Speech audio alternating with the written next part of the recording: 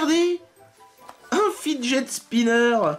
Comme c'est chouette, comme c'est original, comme c'est formidable, comme c'est...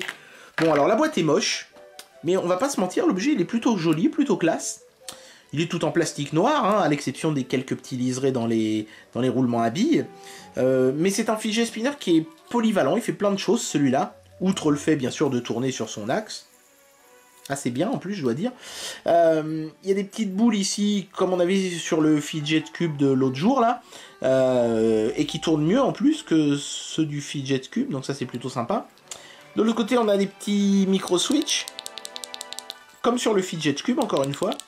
Donc ça c'est plutôt pas mal. Et puis bien sûr, on a ces engrenages qu'on voit ici, et en faisant tourner un, je fais tourner les autres. Ça c'est plutôt joli aussi. Alors attention, hein, quand vous faites tourner le fidget spinner, ça fait pas tourner les engrenages, hein, on est en roue libre. Évidemment, parce qu'il y aurait beaucoup trop de friction et le truc ferait 3 pauvres tours avant de s'arrêter. Et là, évidemment, le truc traverse l'ensemble du montage sans entraîner la roue du centre. Hein. Donc sachez-le, moi, quand je l'ai commandé, je me suis dit, tiens, on va voir si ça fait tourner le truc. Et puis finalement, quand je l'ai reçu, je me suis dit, bah non, en fait, c'est vrai que ça avait aucun sens. Ça n'aurait tout simplement pas été techniquement possible, je pense. Ou alors peut-être si, mais avec un type d'engrenage particulier qui aurait pas forcément été très impressionnant à regarder. Là, on a quand même un objet qui est plutôt joli, je trouve, et qui tourne très bien, ce qui est quand même le plus important pour un fidget spinner. Alors, il est un peu épais, mais il a un bon roulement à billes, silencieux.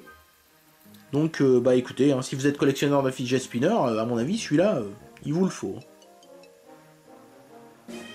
C'est tout pour aujourd'hui.